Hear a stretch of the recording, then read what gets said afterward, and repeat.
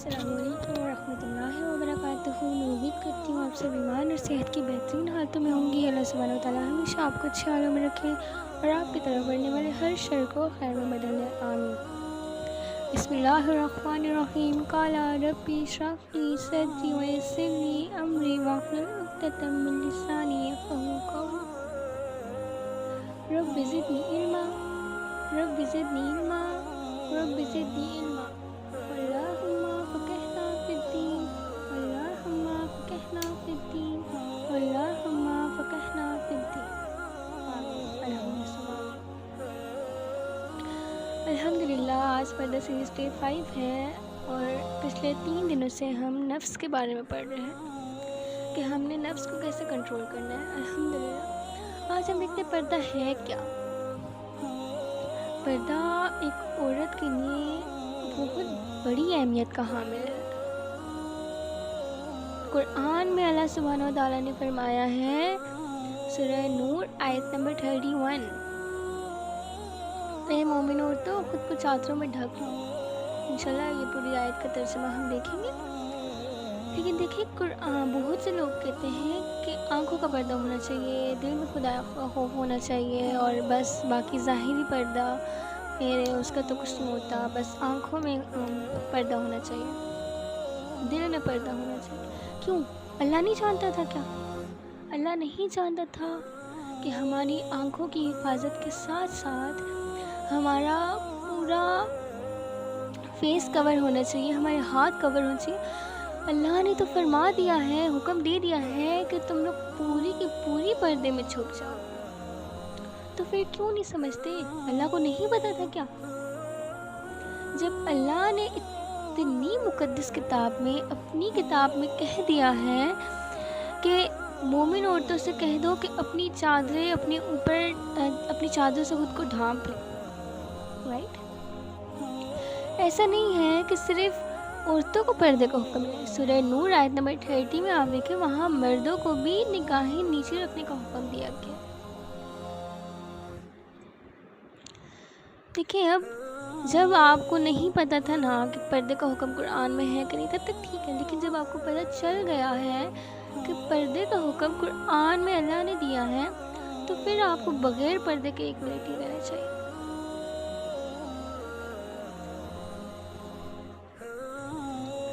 جب ہمارے پاس حیا ہوتی ہے نا تو ہم پردے میں رہتے ہیں، لیکن جب ہماری حیا ختم ہو جاتی ہے تو پھر ہم پردے میں رہیں، پردے کے بغیر اس سے کوئی فرق نہیں پڑتا۔ جب حیا ہی نہیں رہی تو پردے میں رہنے کا بھی کیا فائدہ؟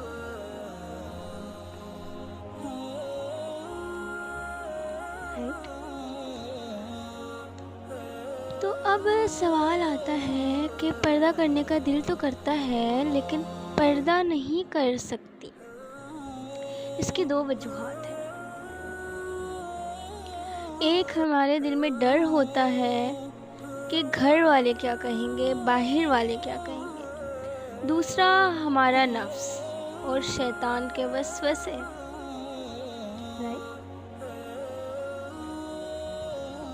گھر والے کیا کہیں گے وہ تو چلے بات کی بات ہے، لیکن بات یہاں سے شروع ہوتی ہے کہ آپ اسٹارٹ کر رہی ہیں، آپ ارادہ کر لیے اور شیطان آپ کو کچھ نہ کہے۔ ایسا کیسے ہو سکتا ہے؟ ایسا تو نہیں ہو سکتا کہ آپ صراط مستقیم پہ چلنے کا ارادہ کریں اور شیطان آپ کے دل میں وسوسے نہ ڈالے، شیطان آپ کو غلط ٹریک پہ نہ لے کر جائے، کیونکہ شیطان نے تو اللہ کو بول دیا ہے کہ میں آپ کے لوگوں کو گمراہ کرتا رہوں گا قیامت کے دن تک۔ آخرت کا دن، قیامت پتہ ہے نا، قیامت ایک ایسا دن ہے جس کو ہم بھلا سکتے ہیں لیکن ختم نہیں کر سکتے اپنی زندگی سے۔ یہ دن سب پہ آنا ہے۔ اس دن اللہ کو کیا جواب دیں گے؟ اس دن کیا یہ لوگ بچانے آئیں گے جن لوگوں کی وجہ سے آج ہم پردہ نہیں کرتے؟ اس دن کیا یہ فیشن بچانے آئیں گے ہمیں جن فیشنز کو کرنے کے لیے ہم پردہ نہیں کرتے؟ اس دن کوئی بچانے نہیں آئے گا۔ اس دن صرف ہمارے اعمال ہمارے ساتھ ہوں گے۔ اللہ سبحانہ وتعالیٰ سب کے لیے آسانیاں پیدا کرے، آمین۔ تو جب میرے ذہن میں خیال آیا کہ میں پردہ کروں، ایک ڈر میرے دل میں بھی آیا کہ لوگ کیا کہیں گے، گھر والوں کو کیسے راضی کروں گی. آپ نے گھر والوں کو نہیں بتانا پردہ کرنے سے پہلے. میں آپ کو ایڈوائز دیتی ہوں کہ آپ پردہ کر کے گھر والوں کو بتائیں،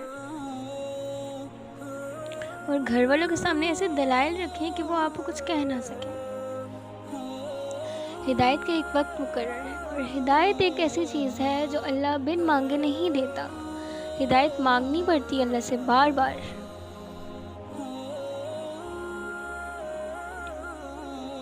دیکھیے، آپ بہت چنی ہوئی بندیاں ہیں جن کو اللہ چنے گا انشاءاللہ. جب اللہ چن لے گا تو پھر آپ خاص ہو جائیں گی، اور وہ عام سے بندے کو خاص کر لیتا ہے. الحمدللہ. تو جب میرے ذہن میں خیال آیا کہ میں پردہ کروں اور شیطان کے وسوسے آنا شروع ہو گئے، میرے دل و دماغ میں ڈر سا بیٹھنے لگ گیا، تو میں نے وضو کیا. سب سے پہلے تو میں نے تعوذ پڑھی، شیطان کی شر سے پناہ میں آئی میں. اس کے بعد میں نے قرآن کھولا، اور وہاں ایسی ایسی آیات مجھے ملی کہ مجھے لگا یہ ابھی ابھی میرے لیے ہوتی ہیں. سبحان اللہ. جب آپ اللہ کی رسی کو مضبوطی سے تھام لیں گے نا، تو وہاں آپ کو ایسی آیات ملیں گی جو آپ بولیں گے کہ یہ 1400 سال پہلے نہیں بلکہ ابھی ابھی میرے لیے ہوتی ہیں. اتنے ٹائم پرانی کتاب اتری ہوئی آپ کو اس ٹائم اگر آپ کی مشکلات سے نکال سکتی ہے، تو سوچیں یہ روز قیامت آپ کا کس قدر ساتھ دے گی. جہنم کی آگ سے بچائے گی آپ کو یہ انشاءاللہ. لیکن آپ نے اللہ کی رسی کو مضبوطی سے پکڑنا ہے، نامحرم کی نگاہوں سے پاک رہنا ہے آپ نے. یہ جو فتنوں کا دور چل رہا ہے نا، یہ جو فحاشی کا دور چل رہا ہے، یہ جو گلیمرس کا دور چل رہا ہے، یہاں آپ سمجھتے ہیں آپ کے لیے چیلنج ہے پردے میں رہنا. ایسا نہیں ہوتا کہ آپ صراط مستقیم کے راہی بنے اور آپ پہ مشکلات نہ آئیں. اللہ کے چنے ہوئے بندوں پہ مشکلات آتی ہیں، آزمائشیں آتی ہیں، لیکن وہ صبر، تحمل اور توکل سے ان کا سامنا کرتے ہیں. اللہ سے وہ مدد چاہتے ہیں اور اللہ کو ہی اپنا مددگار بنا لیتے ہیں. اللہ سے ہی مدد مانگتے ہیں نا، اللہ کو مددگار. دیکھیے، اللہ سے مدد مانگتے ہیں تو ظاہر سی بات ہے اللہ کو ہی اپنا سب کچھ مانگتے ہیں. دیکھیے کیا ہوتا ہے، آج کل ہم پہ مشکلات آتی ہیں، ہم ایک دوسرے کے پاس جا رہے ہوتے ہیں، ہماری اتنی ہیلپ کر دیں، ہماری اتنی ہیلپ کر دیں. ہم اس پریشانی میں ڈوبے ہوئے ہیں، ہم اپنی پریشانی اللہ کو نہیں بتاتے، ہم لوگوں کو بتاتے ہیں. کیا وجہ ہے؟ اللہ کے سامنے کیوں نہیں کھڑے ہوتے؟ اللہ کو کیوں نہیں بتاتے یا اللہ میں تیری بندی اور میں اس مشکلات میں ڈوبی ہوئی ہوں، میرے لیے آسانیاں پیدا کر. کیا یہ لوگ آپ کی مدد کرتے ہیں؟ اگر آپ ان سے ایک دفعہ قرض لے لیں اور وہ واپس اگر دوسری دفعہ لینے چاہیں تو یہ لوگ آپ کو دیکھیں گے بھی نہیں. تو اللہ کی طرف کیوں نہیں مڑتے آپ لوگ؟ وہ اللہ جو آپ کے ایک قدم بڑھانے کا منتظر ہے. اللہ کو کسی چیز کی کمی ہے؟ نہیں. آسمان پہ ایک ایسی جگہ نہیں ہے جہاں فرشتے عبادت میں مشغول نہ ہوں. لیکن اللہ ہم سے 70 ماؤں سے زیادہ محبت کرتا ہے.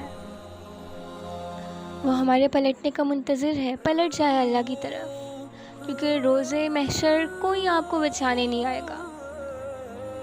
اللہ وسیلہ بناتا ہے لوگوں کو، لیکن اللہ ہدایت اسی کو دیتا ہے جو اللہ سے ہدایت مانگتا ہے.